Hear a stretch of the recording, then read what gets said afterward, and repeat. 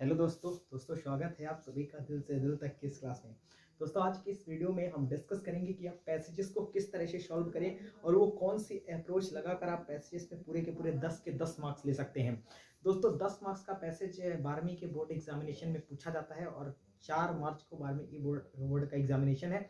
तो इस चीज़ को देखते हुए हमने आपको पैसेज के कुछ तरीके बताने हैं, कुछ पॉइंट्स बताऊंगा, उस पढ़ के पॉइंट को बताऊंगा। ध्यान रखिएगा यदि आपने मेरी बुक नहीं खरीदी है, बुक को परचेज नहीं किया है, तो अब तो देखिए टाइम तो है नहीं आपको बुक का परचेज करने का, लेकिन फिर भी मैं कुछ छोटे छोटे पॉइंट्स आपको बता रहा हूँ जो बातों को ध्यान रख के आप पैसेजेस में फुल मार्क्स ले सकते हैं, मैक्सिमम मार्क्स स्कोर कर सकते हैं।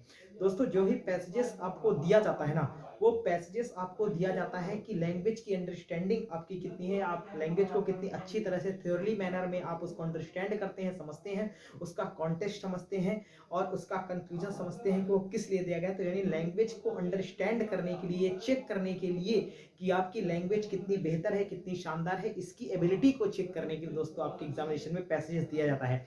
आज हमने एक इंपॉर्टेंट पैसेज उठाया है दोस्तों, ये पैसेज हो सकता है आपके बोर्ड में आ जाए, बहुत ज्यादा इंपॉर्टेंट पैसेज है दोस्तों।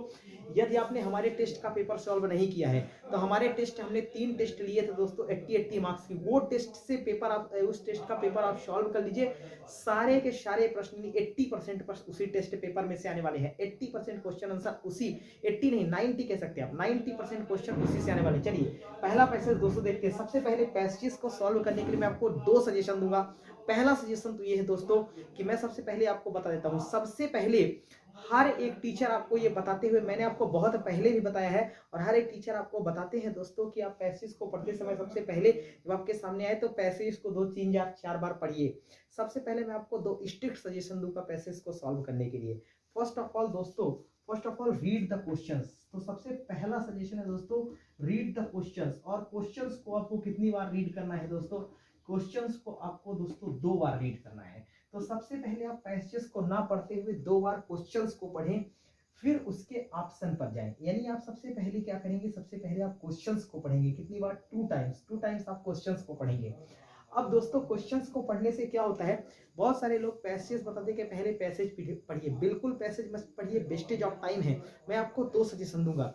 पहले आप क्वेश्चंस पढ़िए 2 बार, इसके बाद पैसेजेस की हिंदी मीनिंग निकालने का प्रयास मत करिए। 99% बच्चे ऐसे हैं एमपी बोर्ड के अंदर जो उसको हिंदी मीनिंग निकालते हैं। ऐसी कई मीनिंग आ ही जाएगी दोस्तों आपके सामने जिसकी मीनिंग आप नहीं बता पाएंगे। उस स्थिति में आप वहां पर फंस जाएंगे उस हिंदी मीनिंग निकालने के चक्कर में और आपका बहुत सारा टाइम लॉस हो जाएगा। इसलिए मैं आपको एक बहुत अच्छा सजेशन दे रहा हूं कि आप उसकी हिंदी मीनिंग ना निकाले। यदि आपने पहले क्वेश्चंस पढ़ा और फिर इसके बाद पैसेजेस पढ़ा तो आपको आंसर बहुत ही स्पीडली मिलने लग जाएंगे। अब आप यदि हिंदी मीनिंग निकालते हैं, चलिए मैं आपके सामने एक शब्द लिख रहा हूँ। एक शब्द यहाँ पर दोस्तों लिखा है हैव-हैज़र्डली। हैव-हैज़र्डली का क्या मतलब होता है? अब आप इसी का मतलब नहीं बता पाएंगे। हैव-हैज़र्डली का मतलब होता है दोस्तों सहयोग से। ठीक है, कोई चीज सहयोग से होती है, ठीक है, सहयोग से, ठीक है, अचानक से सहयोग से, ठीक है। तो अब इसका मतलब आपको पता नहीं होगा तो इस तरह से इसी तरह टफ मीनिंग आ जाएगी तो फिर आपको दिक्कत हो जाएगी। इसीलिए मैं कह रहा हूँ कि पहले उसकी हिंदी मीनिंग कतई नहीं निकाले। पूरे पैसेज में यदि आप हिंदी निकालते हैं तो आप फंस जाएंगे दोस्तों। चलिए पैसेज को सॉल्व करते समय 2-3 चीजों का ध्यान मैं आपको बता रहा हूँ, 2-3 चीजों पढ़ रहा हूँ, इसे गौर से सुनिएगा। देखिए दोस्तों, first of all read the question, then after, जब आप सारे क्वेश्चन पढ़ लेंगे then after read the passage carefully and thoroughly to understand its content. उसका कंटेंट समझने का प्रयास कीजिए। Underline the main ideas and instant, उसके मेन आइडियाज के नीचे आप अंडरलाइन कर दीजिए, ठीक है। इसके बाद दोस्तों examples and argument supporting them, जो आर्ग्यूमेंट्स और एग्जाम्पल्स को सपोर्ट करें उसको देखिए, ठीक है।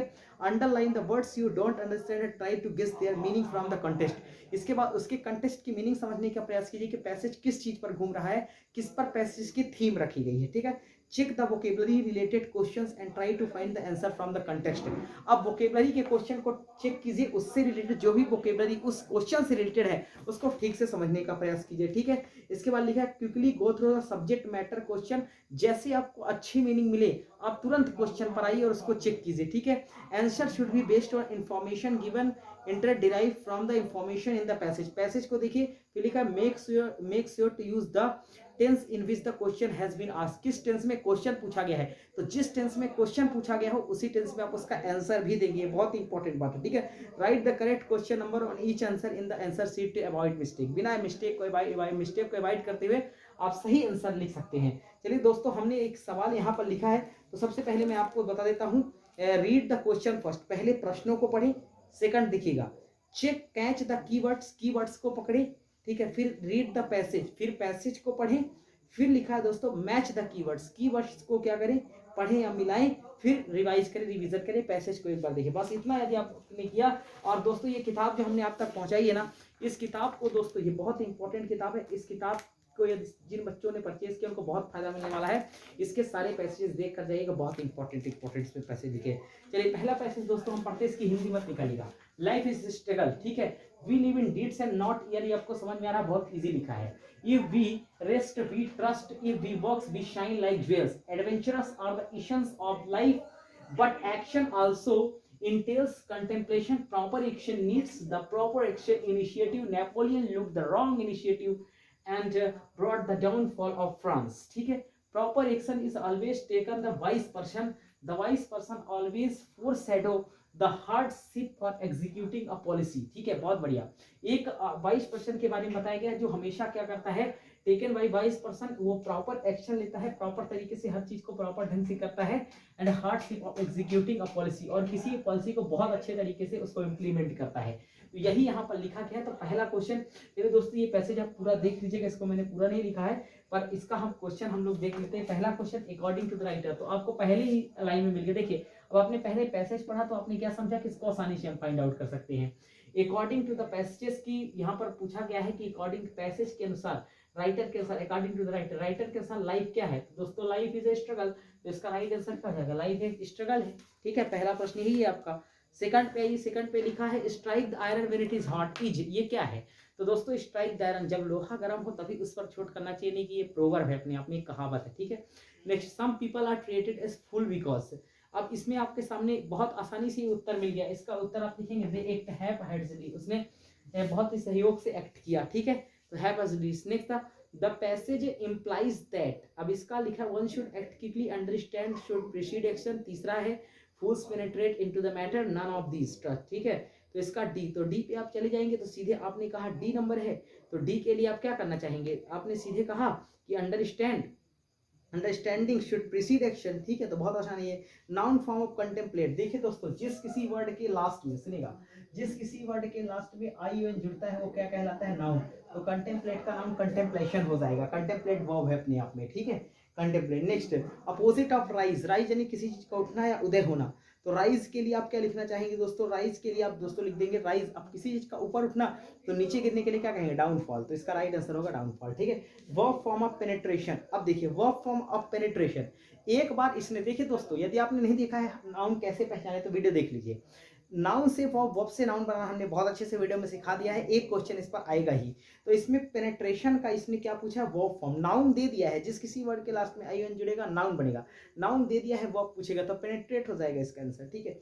नेक्स्ट सवाल, the aim of philosopher is, ये आपको पैसेज में ही मिलेगा कि फिलोसफर का एम क्या था, तो फिलोसफर का aim to understand the world, world को समझना था। ठीक है, जो फिलोसफर होते हैं वो वर्ल्ड को समझने का प्रयास करते हैं। फिर लिखा है when should we strike iron, अरे आयरन पर स्ट्राइक कब करना चाहिए, जब आयरन गर्म हो, यानी कि जब हॉट हो, तो we should strike the iron when it is hot, इसका आंसर हो जाएगा। फिर लिखा है who responded to the challenge of Pakistan, तो our ex prime minister Lal Bahadur Shastri responded the challenge of Pakistan, यानी ये पैसेजेस में ही आपको मिलेगा। तो सुनिएगा, सबसे पहले आप उसके जो जिस वे में आपका क्वेश्चन पूछा है उसी वे में आप उसका आंसर लिखेंगे। ठीक है, तो मैं पहले आपको सजेशन दूंगा, पहले क्वेश्चंस पढ़िए, इसके बाद आप पैसेजेस पढ़िए, आपको इजीली आंसर मिलेगा। स्ट्राइक, और गलती ना करें, स्ट्राइक माइंड में जो चीज़ें करें उसको थोड़ा ध्यान से लिखें। उम्मीद करता हूँ दोस्तों ये वीडियो आपको अच्छा लगा होगा, इसे शेयर करिए। बहुत जल्दी नेक्स्ट वीडियो नोटिस और रिपोर्ट का आने वाला है, तो मिलेंगे आपसे नेक्स्ट वीडियो, तक के लिए ख्याल रखिएगा।